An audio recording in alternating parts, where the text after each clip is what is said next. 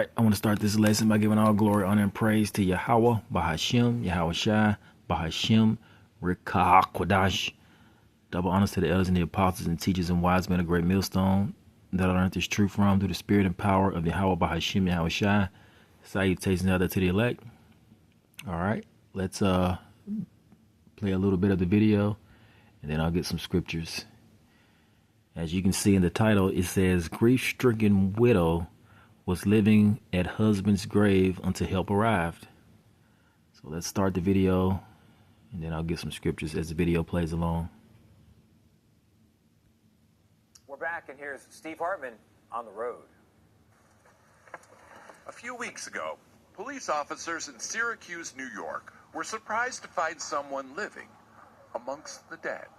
Where do you live right now here? You don't have a home. The story of how 55-year-old Rhea Holmes came to live in a cemetery starts with the death of her husband. She and Eddie had been married 26 glorious years and were planning to finally buy their dream house. And this was the home that we were going to purchase. It wasn't grand, but it would have been theirs. So the offer got accepted. The offer got accepted. And that same day, your husband died. Yes. So, Rhea took the down payment and spent it on a cemetery plot instead, with a bench for reminiscing. I'll lay here anytime with you. Unfortunately, living in the past took a real toll on her present. And as you can see, she really loved her husband, but she doesn't understand that her husband, you see, he's not there. He's not there in the grave.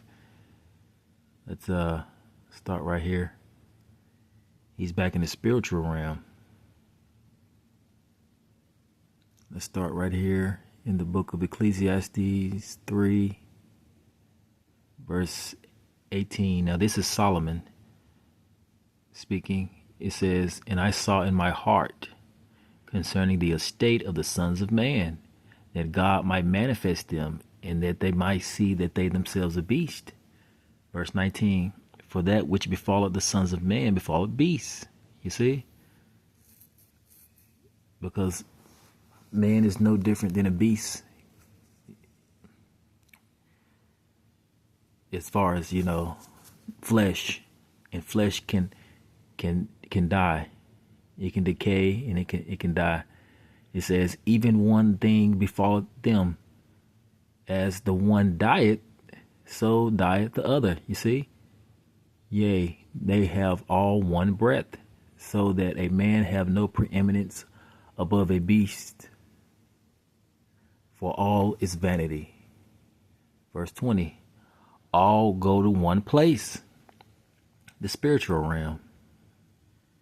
All are of the dust, and all turn to the dust again. Verse 21, who knoweth the spirit of man that goeth upward, and the spirit of beast that goeth downward? You see?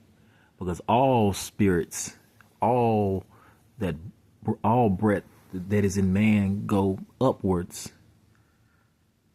Let me rephrase that. All breath that is in all the living things that are upon the earth go upward, back to the spiritual realm. You see? So her husband, he's in the spiritual realm. But she, as you watch the video, you're going to see how she acts like that he's there. You see? Which his spirit is really up there in the heavens with the Most High and the Son. You see? Left with little money and little left to live for, Rhea slipped into depression, lost her job, and got evicted. She was too proud to move into a shelter, so Rhea took up residence at the only place she felt she owned, her husband's grave. This is what I purchased. So you slept right here? Right here. And she lived there Under the stars. from last May all the way through last month. You could have died there. Yes, I assumed that I was going to die there. And then along comes an angel. Along comes an angel. Officer Jamie Pastorello is the angel who took Rhea under his wing after hearing about her plight. It was just the right thing to do, and, I wasn't going to let Rhea sleep outside again. Complete turnaround. In 20 days, she went from sleeping on the cold, hard ground in a cemetery to her own home. What Jamie did was start a crowdfunding campaign and then connected Rhea with a nonprofit called A Tiny Home for Good. Today, she still lives with her husband. Hey, lovey. Just now more figuratively. I miss you so much. Yeah, and as she stated, her and her husband, they were about to buy their home. We're about to buy this house right here. And he died the same day, you see, because man know it not, his time. But let's get another scripture, then I'll let the video play out. This is James 4:13.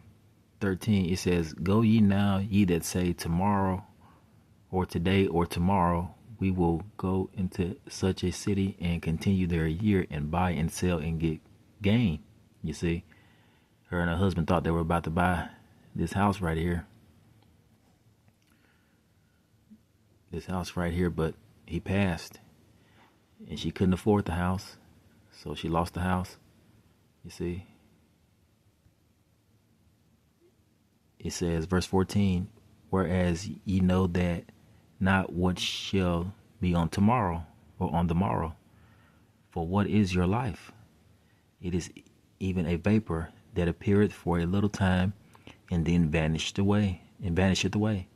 For ye ought to say, if the Lord will, we shall live and do this and or do that." You see? So you ought to say, Lord willing, that you're going to do this and do that. You see, because the Lord could have something else planned for you. You see, she didn't know that her husband was going to die the same day they were going to get this house. You see? Verse 16, it says, "But now ye rejoicing in your boasting, all such rejoicing is evil." You see, because you don't know whether you're going to live the next day or not. You don't know if you're going to live the next year or next few years. That's why you ought to say, Lord willing, ye shall do this or ye shall do that. It says, "Therefore to him that knoweth to do good and doeth it not, to him it is sin." You see? So don't rejoice or boast about what you're going to have or what you're going to do, but rejoice and boast in the Lord by saying, Lord willing, you shall do this or you shall do that. All right, let's continue the video. Obviously, nothing will ever replace Eddie. Jamie! But we got a sense from this reunion and the multiple hugs she bestowed upon Officer Pastorello that this new friendship will keep Rhea from moving back to that cemetery anytime soon. Steve Hartman on the road in Syracuse.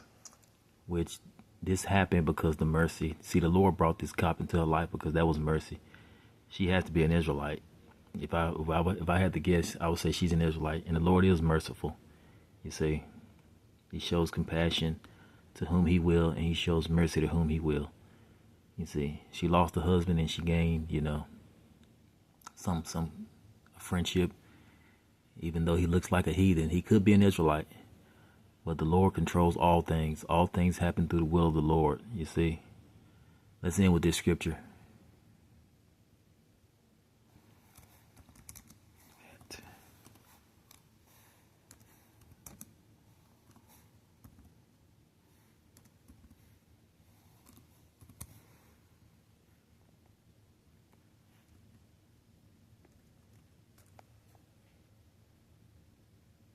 So, okay, bear with me, guys.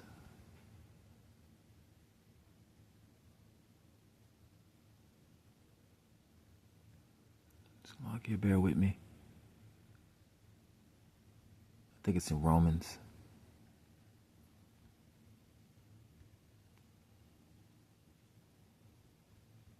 Slovakia, not of him that